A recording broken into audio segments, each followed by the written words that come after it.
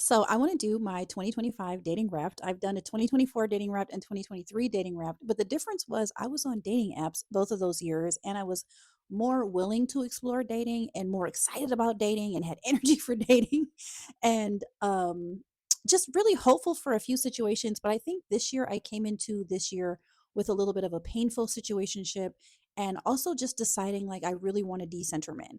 Me and my girl Berthine, one of my besties, we decided at the top of the year that we were not going to deal with any man or anyone. I'm sorry, because she doesn't deal with men at all. She deals with women. But we decided that we were not going to deal with anyone special in our lives romantically who is nonchalant. That if we were going to get with any ninja, the ninjas we got with had to be chalant about us. They had to be chalant AF. Okay, so I went into the year thinking I'm not going to be on any dating apps. I'm not going to pursue anyone in any way. And that if a man wants me, he got to be chalant. Okay, so that's how I started 2025 with that idea of I want a decenter man and I want them to chalant about me. Okay, so I was entering the year in a situationship in which I realized he is not chalant about me. He's not chalanting about me in such a way that it's actually becoming really painful. So I gave him my kind of ultimatum at the mid January of 2025, and I was like, "Hey, listen, I love you. I care about you so much. We have been in a situationship for almost a year and a half and it's not going anywhere. So either this has to go somewhere or it really needs to end." And he was like, "I really want a little bit more time. I still really care about you. Don't give up hope. Don't give up on us." And I was like, "I'm out here. I'm going to date other people. I can't deal with this." And he knew already, by the way, that I was dating other people on and off here and there. Because we weren't exclusive. We were in a true situationship and also living very far from each other. Anyway, come February, I realized that he had been in a relationship with someone all along, the whole time, the whole year and a half. It was very painful. My heart was very broken. I thought he was like one of the good guys. And that kind of furthered my resolve that, like, basically these men and not to prioritize them or center them in any way. I've kind of always been like, I'm open for what the universe has for me, but I'm not going to pursue this at all. So I was just like, I'm going to live my life and focus on me. And if someone comes along who's a little bit like worthy of me, then I'll give them a chance, but they still got to be chalant. Okay. So I think it was like March or April or so, a guy, who was a friend of mine came back into my life. I did a whole ass podcast episode about this. I actually put it here because it kind of like awoken my inner child.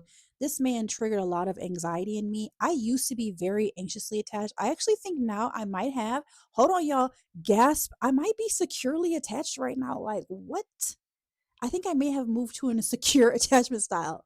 I think because it's been like 9, 10 months of me feeling securely attached, but I was still anxiously attached when I met this brother. Okay, whatever month that was, I forgot. Well, we were already friends, but we decided to take it there. And it was only a week because within a week, we both knew like we are so much better as friends. Like, what are we even doing? And it gave me so much anxiety that I had to take some of my anti anxiety meds, which I take sparingly. I only have 10 a year. That's how sparingly I took them. I take them and I took two just while I was dating him for that 1 week. So we ended really peacefully after a week and we're like, we can't do this anymore. But it did make for a very good podcast episode. So the next guy was a guy who came up to me at a roller rink, a roller skating rink. I was there with my daughter and he was really cute and he was different. I usually only date black men. He was black and Native American, but identifies as Native. And I was like, okay, I never dated an indigenous dude before. Let me just give this a shot. He was a little on the younger side for me. He was like 11 years younger than me, I think. But I have dated younger men in the past, probably more often than I've dated older men. So I'm like, okay, whatever. He started off being very chalant. We had 2 dates. We had so much fun on one of our dates. We went to Lake Michigan, South Haven, Lake Michigan, and we just had such a peaceful, beautiful day hiking and standing there kissing on the hill of the sand dune looking out at Lake Michigan. It was Earth Day. I just remember that it was Earth Day. And I was like, I am at South Haven on Earth Day. So we had a couple of fun dates. He was very chalant and then he just started getting nonchalant. And honestly, he was kind of boring me. We just didn't intellectually see eye to eye. Not see eye to eye, we just weren't at the same level. So I was just like, hey, this has been great, but like we can't like, hey, this has been great, but like, we can't go further. And he was, yeah, I kind of figured that. So that was like no drama. It was over. Lived my life, and I was getting a ton of DMs this summer. I think because I was posting a ton of bikini content on Facebook and Instagram, so I was getting a lot of DMs. But a guy slid into my DMs, I think maybe halfway through May, early June. I can't remember the time frame. And he was really cute and also very smart. I'm very sapiosexual. Like, I definitely have a smart kink. Like, if he's street smart, book smart, sexually smart, spiritually smart, financial, like, I just love me a smart man, y'all. Like, it just really, like, really makes my heart pitter patter.